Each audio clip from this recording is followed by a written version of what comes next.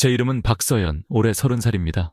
1년 전 저는 중견기업의 제법 괜찮은 회계팀을 그만두고 공인 회계사 CPA 시험 준비에 올인하기로 결정했습니다. 충동적인 결정은 아니었습니다. 건설회사에서 프로젝트 관리를 하는 남편 김진우의 월급은 그럭저럭 괜찮았고, 제가 결혼 전에 모아둔 1억 원이면 1, 2년의 긴 수험 기간을 버티기에 충분할 것이라고 계산했습니다. 저는 이것이 더 나은 미래를 위해 우리가 함께하는 투자라고 생각했습니다. 우리의 결혼 생활에도 깨가 쏟아지던 시절이 있었습니다. 김진우는 제 취향을 기억했고, 제가 야근하는 깊은 밤이면 차를 몰고 데리러 왔으며, 꽃집을 지날 때면 제가 가장 좋아하는 리시안 시어스를 한 다발씩 사다 주곤 했습니다. 그 시절에 그는 저를 바라보는 눈에 늘 다정함과 감탄이 가득했습니다. 그는 친구들에게 자랑스럽게 말하곤 했습니다. 우리 서연이 똑똑하고 능력도 좋아서 나중에 엄청 대단한 사람이 될 거야. 하지만 이 모든 것은 제가 회사를 그만둔 그날부터 변하기 시작했습니다. 그날 저녁 제가 신나서 제 결정을 발표하자 김진우의 얼굴에 미묘하고 복잡한 표정이 스쳐 지나갔지만 그는 이내 고개를 끄덕이며 동의했습니다. 그러나 시어머니 오미숙 여사는 그 자리에서 숟가락을 내던졌고 날카로운 충돌음에 식탁 분위기는 순식간에 얼어붙었습니다. 서연아, 멀쩡히 잘 다니던 회사는 왜 그만둬? 여자가 어디 안정적으로 회사 다니면서 진우 부담 좀 덜어주면 안 되는 거니? 그놈의 회계사 시험에 떨어지기라도 하면 1, 2년 그냥 날리는 거 아니야. 저는 인내심을 갖고 설명했습니다. 어머니, CPA는 제 오랜 꿈이었어요. 그리고 일단 합격만 하면 우리 생활 수준이 확 달라질 거예요. 생활비는 제 통장 돈으로 보탤 테니 아무 문제 없을 거예요. 시어머니는 코웃음을 쳤습니다. 그 눈빛은 마치 철없는 돈 낭비꾼을 쳐다보는 것 같았습니다. 내 통장 돈도 머지않아 우리 김씨 집안 돈이 되는 거야. 진우야, 내 마누라 단속 잘해. 괜히 쓸데없는 데다 돈 쓰게 하지 말고. 이제 일도 안 하니 집안 돈은 돈 관념 있는 사람이 관리해야지. 저는 김진우의 침묵이 곧 묵인일 줄은 몰랐습니다. 다음 날 그는 서연아, 엄마도 다 우리 잘 되라고 그러시는 거야. 우리보다 재테크를 더 잘 아시잖아 라는 말과 함께 자신의 월급 통장을 시어머니 손에 넘겨주었습니다. 제 마음은 그 순간 차가운 바닷속으로 가라앉았습니다. 저는 아직도 기억합니다. 그가 시어머니에게 통장을 건넬 때 차마 제 눈을 마주치지 못하던 그 모습을, 저에게 비바람을 막아주겠다던 그 남자는 그렇게 쉽게 저를 비바람 속으로 밀어넣었습니다. 박탈은 점진적으로 이루어졌습니다. 처음에는 시어머니에게서 고정된 생활비를 받을 수 있었습니다. 하지만 돈을 받을 때마다 신문이 뒤따랐습니다. 지난주에 준 돈을 벌써 다 썼어. 뭘 샀는데? 영수증 다 가져와봐. 그녀는 범죄자를 신문하듯 제 쇼핑 영수증을 한 장 한 장 뒤적이며 모든 지출에 의문을 제기했습니다. 왜 또 소고기를 샀어? 삼겹살 먹으면 안 돼. 싸고 맛있잖아. 이 샴푸는 너무 비싸. 다음부턴 마트에서 할인하는 거 사. 제 설명은 그녀에게 모두 변명으로 들렸습니다. 시험 준비하려면 영양 보충이 필요해서요. 두피가 예민해서 이 제품만 써야 해요. 그녀는 입술을 삐죽이며 지갑에서 지폐 몇 장을 꺼내 테이블 위에 던졌습니다. 마치 거지에게 적선하듯 팔자는 상팔자네. 일도 안 하는 여자가 뭔 유난은 그렇게 떨어. 진짜 붕괴는 평범한 어느 오후에 일어났습니다. 된장찌개를 끓이려는데 집에 파가 다 떨어진 것을 발견했습니다. 지갑을 다 뒤져봤지만 동전 몇 개뿐이었습니다. 저는 어쩔 수 없이 시어머니에게 전화를 걸었습니다. 전화기 너머에서는 시끄럽게 화투를 치는 소리가 들려왔습니다. 파 한 단. 고작 파 한 단 때문에 나한테 전화를 해. 그녀의 목소리는 날카롭고 매서웠습니다. 전화기 너머로 그녀의 패거리들이 던지는 조롱 섞인 눈빛이 상상될 정도였습니다. 네, 어머니. 집에 없어서요. 제 목소리는 모기 소리만큼 작아졌습니다. 파 한 단이 얼만데. 1칠원, 2칠원. 얘야, 박서연. 너 그 돈도 없어. 너 예전에 회계팀에서 일할 땐 계산 잘만 하더만. 저는 전화기 이쪽에서 휴대폰을 쥔 채 손바닥이 하얗게 질리고 온몸에 피가 굳는 것 같았습니다. 주변은 시끄러운 시장이었습니다. 값을 깎는 아주머니들의 목소리, 생선장수의 외침소리가 모두 뾰족한 칼날이 되어 제 귀를 찔렀습니다. 모든 사람의 시선이 제게 쏠려 제 궁핍함과 무능함을 비웃는 것 같았습니다. 그날 저는 결국 그 팔을 사지 못했습니다. 저는 집에 돌아와 묵묵히 가스불을 끄고 준비해두었던 재료들을 하나하나 다시 냉장고에 넣었습니다. 저녁으로 저는 흰쌀밥 한 공기에 김치만 넣고 기계적으로 삼켰습니다. 김진우가 퇴근하고 돌아와 텅 빈 식탁을 보고는 미간을 찌푸렸습니다. 왜 밥 안 했어? 엄마가 생활비 안 주셨어. 저는 그를 바라보며 아무 말도 하지 않았습니다. 그날 이후로 저는 시어머니에게 단 한 푼도 달라고 하지 않았습니다. 저는 밥하는 것도 청소하는 것도 그만뒀습니다. 집 싱크대에는 기름진 그릇들이 쌓여갔고 바닥에는 뽀얀 먼지층이 생겼으며 배달 음식 용기는 구석에 작은 산을 이루었습니다. 그들은 제가 침묵과 게으름으로 소리 없는 시위를 한다고 생각했습니다. 박서연, 이 집 꼴 좀 봐. 완전 쓰레기장이잖아. 넌 잠자는 거 말고 할 줄 아는 게 뭐야. 김진우의 고함이 귓가에 울렸고 때로는 저를 밀치기도 했습니다. 시어머니는 제 방으로 쳐들어와 제 코앞에 손가락질하며 욕을 퍼부었습니다. 이 쓸모없는 것, 집안일 하나 제대로 못하면서 너 같은 걸 며느리로 들여서 뭐 했어. 내가 처음부터 부지런하고 분수를 아는 여자를 얻으랬는데 진우가 말을 안 듣고 눈만 높은 너를 고집하더니 저는 그저 이불을 머리끝까지 뒤집어 쓰고 그들의 욕설이 우박처럼 쏟아져도 못 들은 척했습니다. 저의 순종과 연약함은 그들을 더욱 의기양양하게 만들었습니다. 그들은 한때 잘나가던 커리어 우먼이었던 제가 완전히 꺾여버렸고 자기들 마음대로 주무를 수 있는 말랑한 홍시가 되었다고 생각했습니다. 제 꼴 좀 봐. 완전 페인이 따로 없네. 회사 그만두고 정신적으로 문제 생긴 게 틀림없어.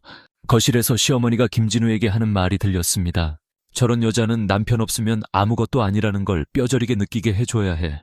그들은 몰랐습니다. 그들이 제가 우울증에 빠져 잠만 잔다고 생각했던 모든 낮 시간 동안 저는 이어폰을 끼고 CPA 인터넷 강의에 집중하고 있었다는 것을 전기세를 못 내서 칠흑같이 어두웠던 모든 밤 그들이 제가 어둠 속에서 신세 한탄이나 하고 있다고 여겼을 때 저는 희미한 휴대폰 불빛에 의지해 노트의 복잡한 세무 사례를 미친 듯이 풀고 있었다는 것을 저는 저 자신을 완벽한 실패자, 가정생활에 짓눌린 원망 많은 아내로 위장했습니다. 이 두꺼운 위장막은 저의 가장 견고한 방패이자 가장 날카로운 무기였습니다. 책 속의 지식이 이토록 선명하게 다가온 적은 없었습니다. 감사, 회계, 세법, 그 차가운 법규와 숫자들은 이제 제 눈에 이 냉혹한 가정을 향한 비수가 되었습니다.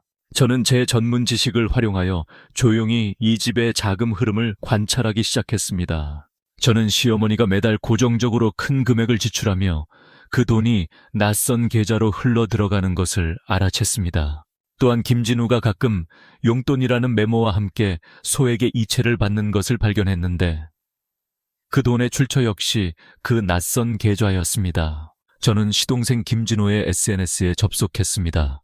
그는 김진우보다 5살 어린 백수건 딸로 번듯한 직업도 없으면서 온몸을 명품으로 치장하고 매일 친구들과 고급바와 유흥업소를 드나들었습니다. 그의 최근 게시물은 갓 비싼 새 시계를 자랑하는 것이었는데 구매 날짜는 공교롭게도 시어머니가 거액을 이체한 바로 다음 날이었습니다. 모든 것이 하나로 연결되었습니다. 그들은 제 경제권을 빼앗고 제 남편의 월급으로 저를 통제하는 동시에 그 돈으로 시동생의 밑 빠진 욕망의 독을 채우고 있었던 것입니다. 저는 무표정한 얼굴을 하고 있었지만 속으로는 냉소를 짓고 있었습니다. 게임은 이제 막 시작됐을 뿐이다. 저의 우울증에는 더 그럴듯한 설명이 필요했고 제 결혼 전 재산은 그들 눈에 가장 군침 도는 미끼였습니다. 그들은 제가 1층에 있다고 생각했지만 실제로는 제가 지하 18층에 그들을 위한 무덤을 파고 있었습니다. 저는 계기가 필요했습니다. 그들이 완전히 경계심을 풀고 미끼를 향해 미친 듯이 달려들게 할 계기 말입니다. 기회는 금방 찾아왔습니다. 그날 저는 방을 정리하는 척하며 제 개인 통장과 도장을 실수로 거실 소파 틈에 떨어뜨렸습니다. 그 통장에는 제가 수년간 일해서 모은 1억 원이 고스란히 기록되어 있었습니다. 저는 일부러 제 생일과 우리 결혼기념일 등 몇 가지 숫자가 적힌 메모지를 그 안에 끼워두었습니다. 바보라도 비밀번호가 그중 하나라는 것을 짐작할 수 있을 것입니다. 모든 준비를 마치고 저는 방으로 돌아와 다시 이불을 뒤집어 쓰고 깊은 잠에 빠졌습니다. 거실에서 시어머니의 발소리가 조심스러워졌습니다. 소파 쿠션을 뒤지는 소리, 잠시의 침묵, 그리고 흥분을 억누르는 가쁜 숨소리가 들려왔습니다.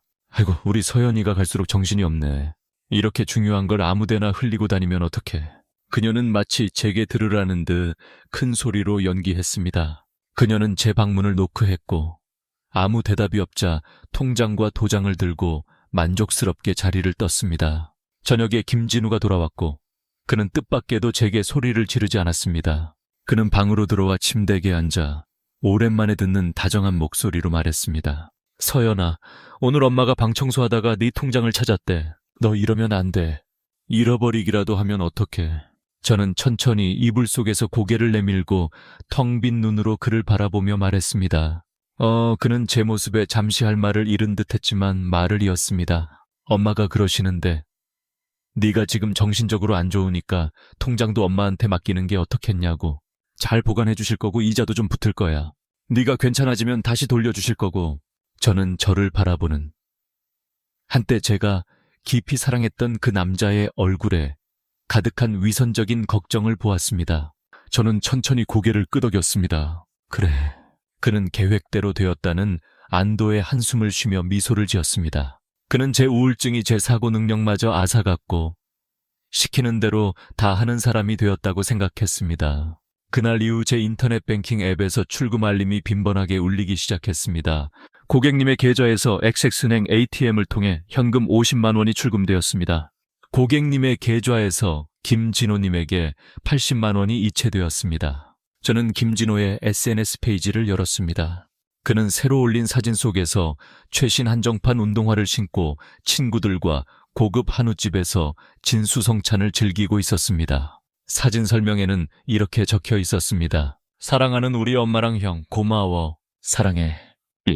제 마음에는 어떤 파문도 잃지 않았고 심지어 웃음이 나올 지경이었습니다. 그들은 마치 피냄새를 맡은 상어떼처럼 조심스럽게 살점을 물어뜯기 시작했습니다. 그리고 저는 그저 깊은 바닷속에 조용히 누워 그들이 완전히 미쳐 날뛰는 순간을 기다릴 뿐이었습니다. 이 연극을 더 실감나게 만들기 위해 저는 손 놓는 강도를 높였습니다. 집으로 날아온 수도세, 전기세, 가스비 고지서를 현관에 그대로 던져두었고 곧 독촉을 알리는 빨간 딱지가 우리 집 대문에 붙었습니다. 마침내 어느 추운 겨울밤 집에 전기가 끊겼습니다. 어둠이 순식간에 모든 것을 삼켰고 창밖 도시에 넌 불빛만이 벽에 얼룩덜룩한 그림자를 드리웠습니다. 김진우는 어둠 속에서 더듬거리다 의자를 걷어차며 폭발했습니다. 젠장, 왜 또 정전이야. 박서연, 너 전기세 안 냈어. 저는 차가운 침대 위에서 몸을 웅크리고 이불을 단단히 여민 채 떨리는 목소리로 말했습니다. 나 돈 없어. 엄마가 돈 줬잖아. 그가 고함을 질렀습니다. 그 돈 다 썼어. 어둠 속에서 그의 거친 숨소리가 들렸습니다. 그는 더 이상 저를 욕하지 않고 방을 나가 전화를 걸기 시작했습니다. 엄마, 집에 전기 끊겼어. 서연이가 돈 없어서 못 냈대. 걔 상태 알잖아. 요즘 하루 종일 멍하잖아. 맞아. 나도 생각해봤는데 그 돈 걔 명의로 두는 거 위험해. 언제 정신 나가서 막 써버릴지 어떻게 알아. 차라리 우리가 어떻게든 해서 먼저 빼내자. 이어서 시동생 김진호의 탐욕과 조급함이 가득한 목소리가 들렸습니다. 형, 이거 완전 기회야. 나 요즘 봐둔 가게가 있는데 치킨집 하나 차리고 싶어. 창업자금이 딱 좀 모자랐는데. 형수 돈. 그냥 형수가 나한테 투자했다고 치면 되잖아. 나중에 돈 벌어서 갚으면 되지. 시어머니의 목소리가 결정타를 날렸습니다. 그렇게 하자. 진우야, 너 기회 봐서 걔한테 위임장에 서명하게 해. 아니, 안 되겠다. 지금 걔 상태로는 서명도 삐뚤빼뚤할 거야. 차라리 내가 걔 필체 흉내내서 사인할게. 은행 쪽은 내가 아는 사람 통해서 손 좀 써놓을게. 걔가 아파서 직접 못 온다고 둘러대면 돼. 엄마, 그건 사문서 위조잖아요. 불법인데. 김진우의 목소리에 망설임이 섞여 있었습니다. 무슨 불법이야. 한 가족끼리 그런 게 어딨어. 그 돈은 어차피 우리 돈이야. 내 동생이 평생 저렇게 빌빌거리는 꼴 보고 싶어. 저 미친년이 돈 다 날리는 꼴 보고 싶냐고. 넌 남자잖아. 내 동생이랑 우리 김씨 집안의 미래를 생각해야지. 시어머니의 목소리는 단호했습니다. 알았어요. 그렇게 할게요. 저는 어둠 속에서 조용히 휴대폰의 녹음 기능을 켰고 그들의 파렴치하고 악독한 대화를 한 글자도 빠짐없이 전부 녹음했습니다. 휴대폰 화면에 희미한 불빛이 제 얼굴을 비췄고 제 입가에는 차가운 미소가 걸려 있었습니다. 마침내 물고기가 치명적인 독이 든 미끼를 물었다. 역시나 며칠 지나지 않아 8천만 원이라는 거액이 제 계좌에서 모두 빠져나갔습니다. 수취인은 김진호였습니다. 그날 김진우와 시어머니의 기분은 유난히 좋아 보였습니다. 시어머니는 심지어 콧노래를 부르며 제게 김이 모락모락 나는 삼계탕 한 그릇을 가져다 주었습니다. 서연아, 탕 좀 먹고 몸보신해라. 여자는 몸이 제일 중요해. 김진우도 제 침대 곁에 앉아 서투르게 사과를 깎았습니다. 서연아, 진호가 치킨집 열게 됐어. 우리 집안의 희망이야. 너도 형수로서 응원해줘야지. 우리가 네 돈을 좀 먼저 썼는데 네가 투자한 셈 치자. 나중에 배당금 나오면 다 줄게. 저는 눈을 들어 그들의 서툰 연기를 바라보았습니다. 눈빛은 여전히 그들에게 익숙한 공허함과 무감각함 그대로였습니다. 저는 그 삼계탕을 받아들고 아무 일도 없었다는 듯 조용히 먹었습니다. 그들은 서로 눈을 맞추며 흡족한 미소를 지었습니다. 그들이 치킨집 준비로 분주하며 곧 부자가 될 거라는 당금에 빠져 있을 때 저는 차근차근 그물망을 걷어 올리는 작업을 진행하고 있었습니다. 저는 은행 카드가 도용된 것 같다는 이유로 은행에 거래 내역과 관련 증빙 서류를 신청했습니다. 곧제 서명이 위조된 출금 위임장 사본이 조용히 제 이메일함에 도착했습니다. 그 익숙한 필체, 저는 한눈에 김진우가 흉내낸 것임을 알아봤습니다. 그는 아마 완벽하게 흉내냈다고 생각했겠지만 전문 필적 감정가 앞에서는 어떤 위장도 통하지 않는다는 것을 몰랐을 것입니다. 저는 사립탐정도 고용했습니다. 그는 제 대학 동기의 오빠로 전문적이고 믿을 만한 사람이었습니다. 저는 제가 가진 마지막 비상금을 전부 그에게 지불했습니다. 그의 임무는 간단했습니다. 시동생 김진호가 제 돈으로 사치를 부리고 과거의 도박으로 빚을 진 모든 증거를 수집하는 것이었습니다. 사진, 영상, 이체 기록, 철저한 증거들이 암호화된 이메일을 통해 끊임없이 제 컴퓨터로 전송되었습니다. 김진호가 카지노에서 눈이 벌게져 돈을 잃고 훔친 돈으로 여러 여자에게 수십만 원짜리 가방을 사주는 모습을 보며 저는 참을 수 없는 아이러니를 느꼈습니다. 그리고 저 자신과의 싸움도 최종 결과를 맞이했습니다. 그날 오후 저는 CPA 시험원에서 보낸 이메일을 받았습니다. 첨부 파일을 열자 선명한 붉은색의 합격 두 글자가 마치 어둠을 뚫은 한 줄기 빛처럼 제 온 세상을 환하게 비췄습니다. 저는 불도 켜지 않은 칠흑 같은 방에 앉아 있었습니다. 창밖의 석양이 하늘가를 화려한 주황빛으로 물들이고 있었습니다. 거울에 비친 야위였지만 눈빛만큼은 날카로운 제 얼굴을 보며 저는 천천히 오랜만에 진심에서 우러나오는 미소를 지었습니다. 1년이었습니다. 이 길고 굴욕적이며 억압받던 위장의 시간이 드디어 끝을 향해 가고 있었습니다. 그리고 제가 그들을 위해 정성껏 준비한 심판의 대서사시도 곧 막을 올릴 참이었습니다. 시아버지 김명철의 칠순잔치는 서울의 꽤 번듯한 호텔 연회장에서 열리기로 했습니다. 체면을 중시하는 김씨 집안에게 이것은 단순한 생일 잔치가 아니라 모든 친척과 친구들에게 가문의 흥성함을 과시할 절호의 무대였습니다. 그리고 올해의 주인공은 수성인 시아버지 외에도 의기양양한 시동생 김진호와 그가 막 개업한 장사 잘 된다는 치킨집이 분명했습니다. 연회장은 화려한 조명 아래 사람들로 북적였습니다. 친척들은 말쑥한 옷차림으로 연회장을 오가며 판에 박힌 미소를 짓고 있었습니다. 저는 김진우의 곁에 앉아 여전히 말없이 어두운 눈빛을 하고 있었습니다. 이것은 그들에게 익숙한 제 모습이자 오늘 밤 이 대서사시를 위한 최고의 보호색이었습니다. 저는 심플한 디자인의 수수한 색상의 원피스를 입고 있었고 화려하게 치장한 다른 여자들 사이에서 전혀 눈에 띄지 않았습니다. 시어머니 오미숙은 맞춤 한복을 입고 만면에 홍조를 띈 채 손님을 맞이했습니다. 그녀의 목소리는 그 어느 때보다 컸습니다. 아유, 사부인 오셨어요. 어서 앉으세요. 네, 우리 진호가 이제 출세했어요. 자기가 사장님이랍니다. 젊은 애들은 이래야죠. 부딪혀봐야지. 김진호는 마치 스타라도 된 양똘의 친척들에게 둘러싸여 자신의 창업 성공기를 침튀기며 자랑하고 있었습니다. 사실 가게 여는 거 별로 안 어려워요. 제일 중요한 건 창업 자금이 받쳐주는 거죠. 이건 다 우리 형이랑 형수님 덕분이에요. 특히 형수님이 절 엄청 지지해 주셔서 두말 안 하고 돈을 내주셨다니까요. 그는 말하면서 마치 베풀기라도 하는 듯한 득의의 표정으로 제 쪽을 쳐다봤습니다.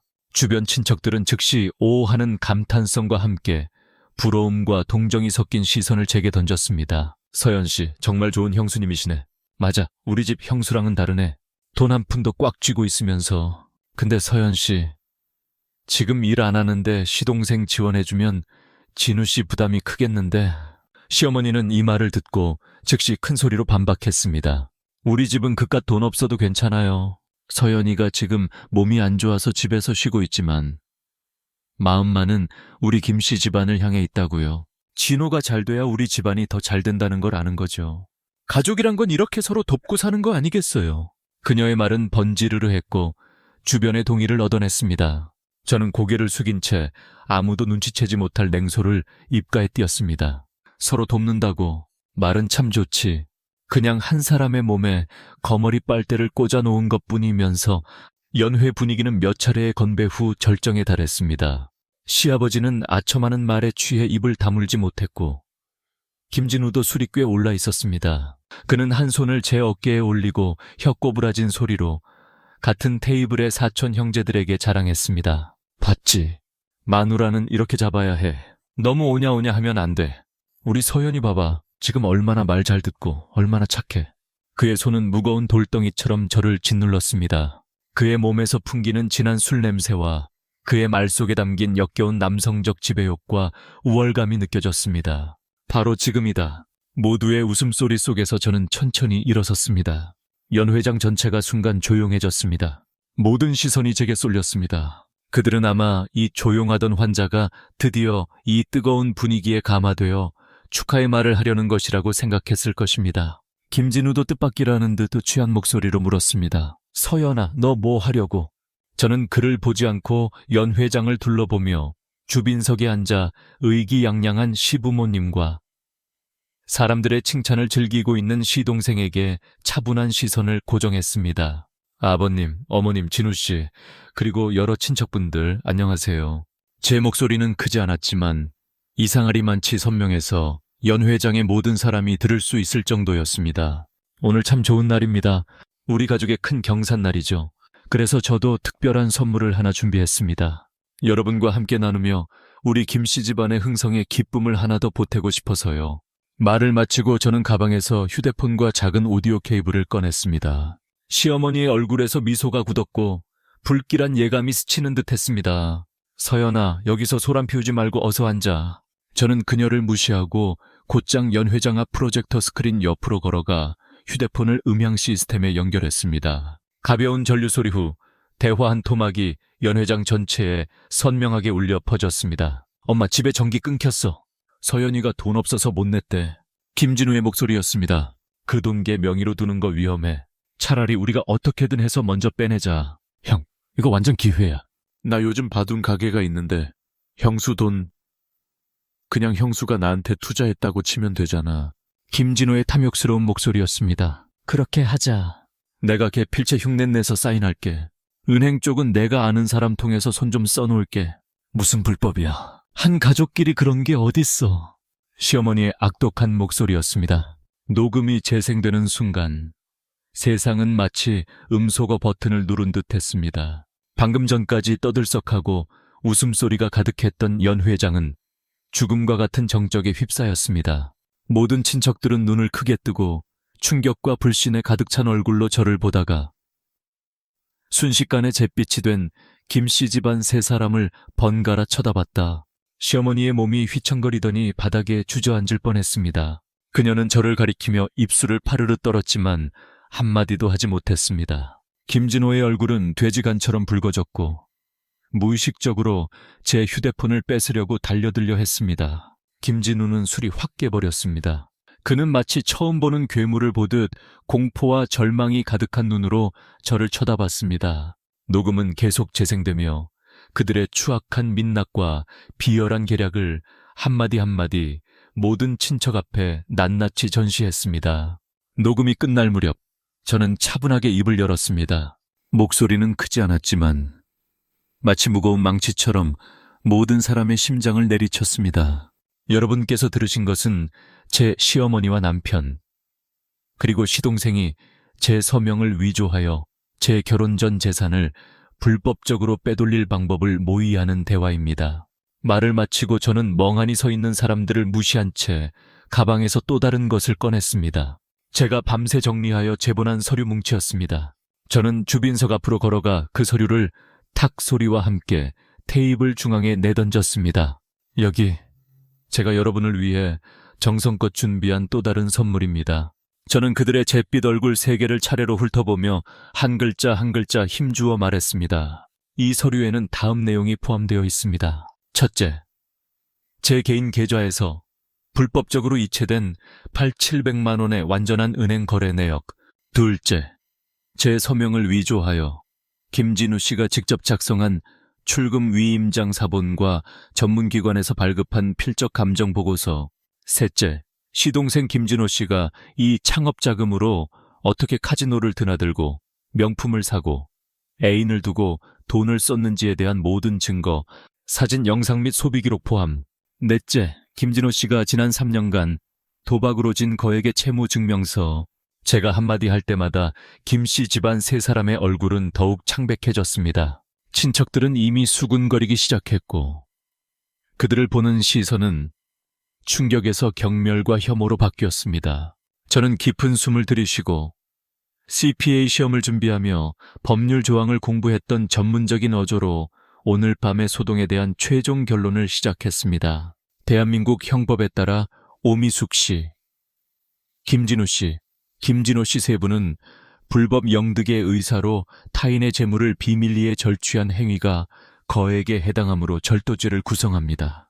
그중 김진우 씨는 제 개인 서명을 위조하고 사용했으므로 사문서 위조 및 동행사죄를 구성합니다.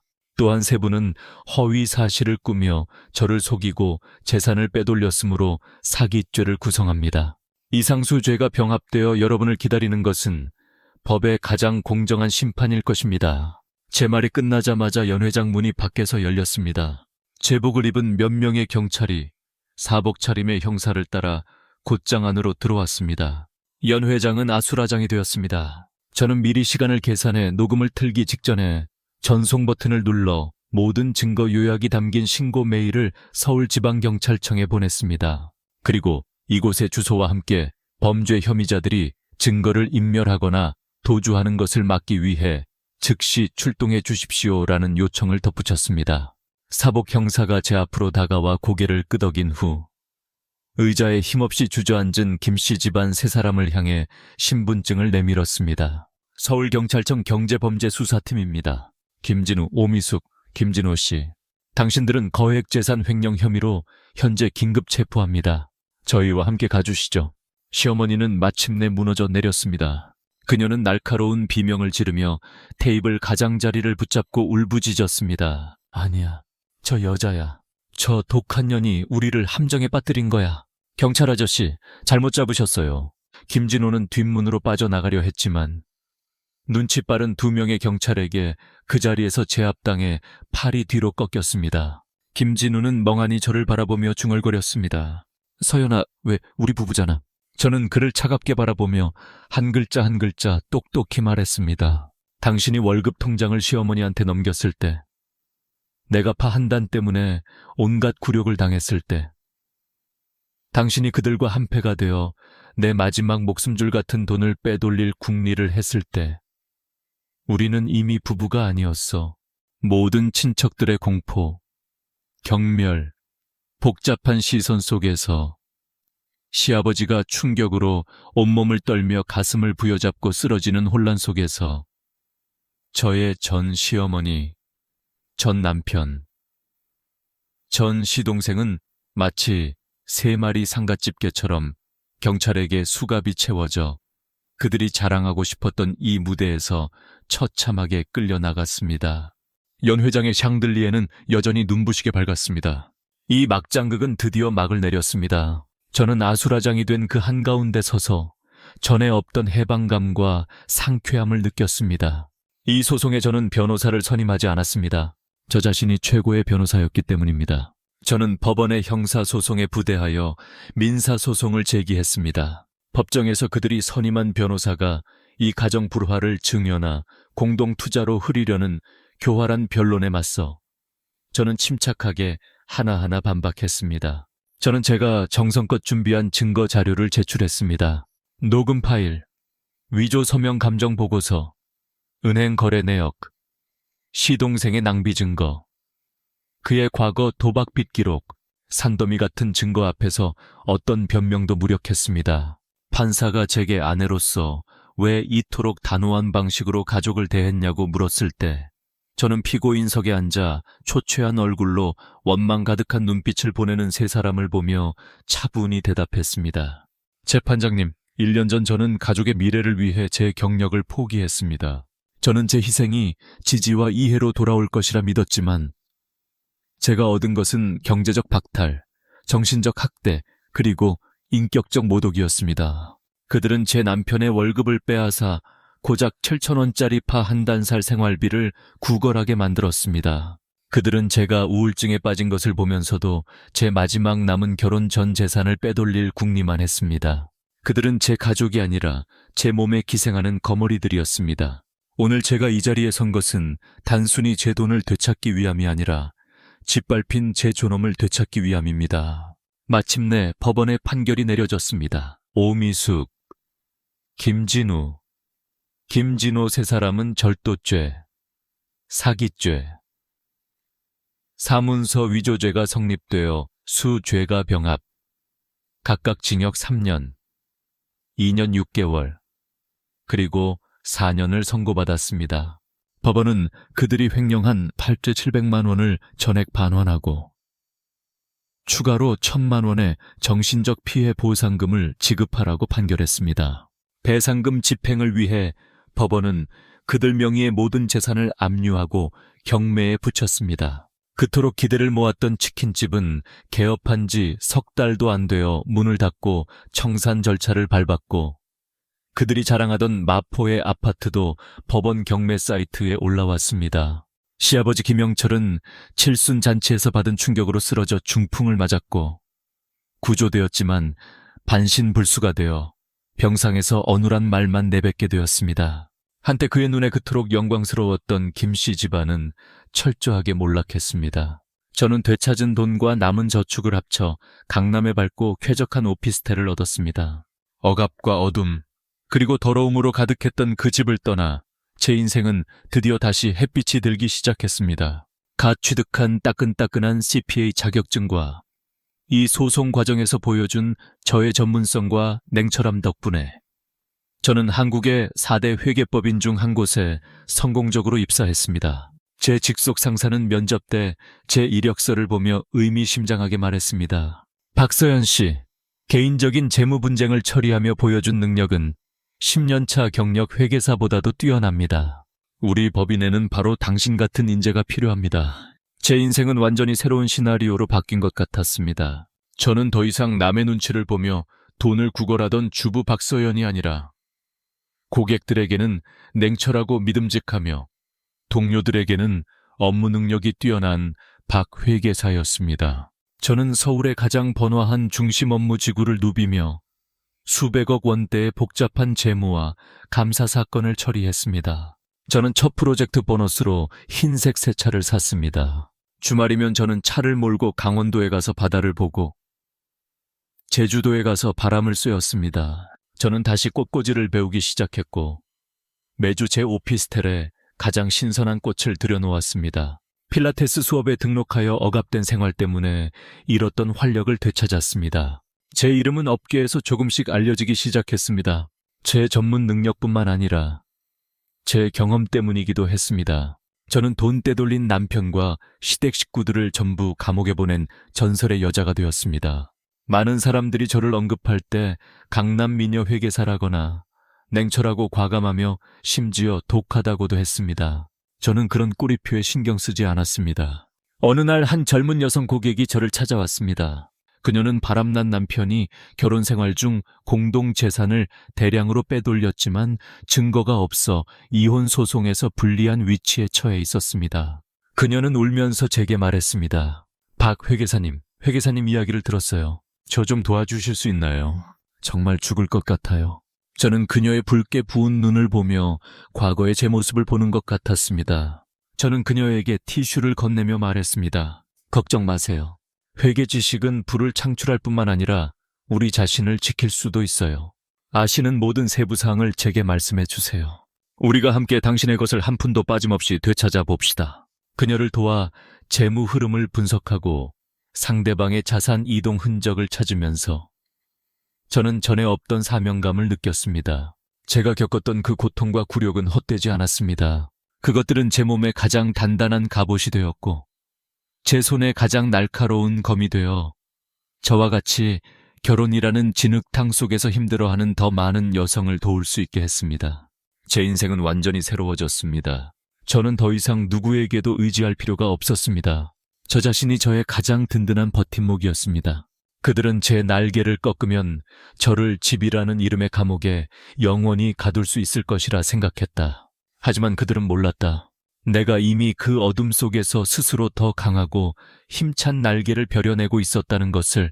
이제 나는 내가 가고 싶은 어디든 더 높고 더 먼 하늘로 날아오를 수 있다.